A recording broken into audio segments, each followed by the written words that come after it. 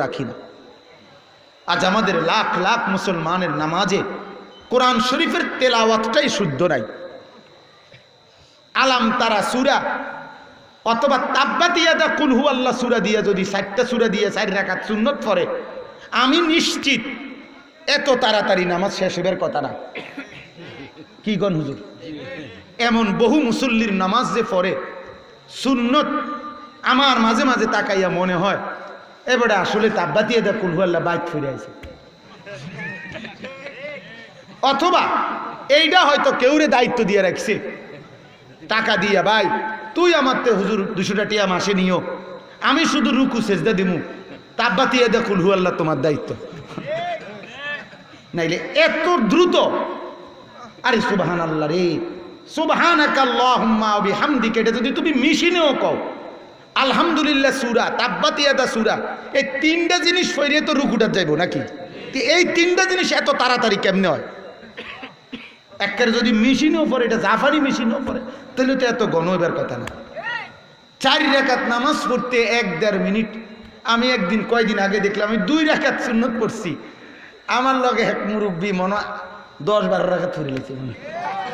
আরে কি তারে তুফান সোজা সোজা চাইয়ে রইলাম আমি, যে মানে কিটা কি, এটা কি মেশিন লাগাইলো এবার আমি তো বুঝলাম না,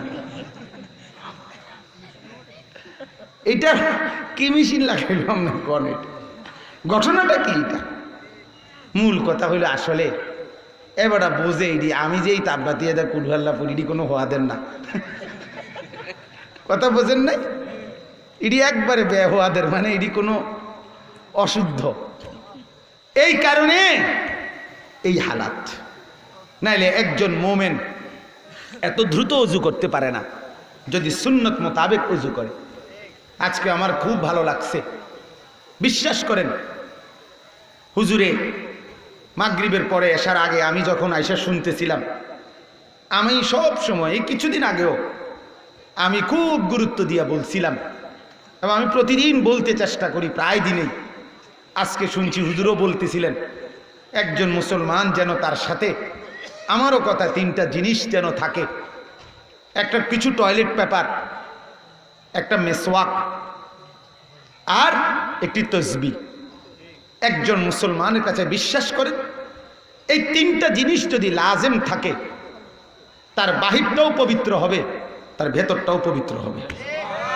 টয়লেট পেপার তার বাহিরটাকে পবিত্র রাখবে, তসবিহ তার ভেতরটাকেও পবিত্র বানায় দেবে, তসবিহ তার পবিত্র করে দেবে। মিসওয়াক তার জবানকে নূরওয়ালা বানায় দেবে, নূরওয়ালা। খাতামুন নবিয়্যিনের আখিরি নবীর আখিরি আমল, রাসূল পাক সাল্লাল্লাহু আলাইহি সাল্লাম এই পৃথিবী থেকে বিদায় নেওয়ার শেষ আমল নবীজির, যেই আমলটা করে আল্লাহ নবী পৃথিবী থেকে বিদায় নিছেন, সেটার নাম হলো মিসওয়াক। সেটার নাম কি? শেষ নবীর শেষ আমল কি? কথা বলেন না কেন? এই জন্য বলা হয় মিসওয়াকের সবচেয়ে বড় একটি অন্যতম ফায়দা, উপকার, যে নিয়মিত মিসওয়াক করে আল্লাহ তাআলা মৃত্যুর সময় তার কালেমা নসিব করে। ওয়া মিন মানাফিহি তাযকিরুশ শাহাদাতাইন ইনদাল মাউত।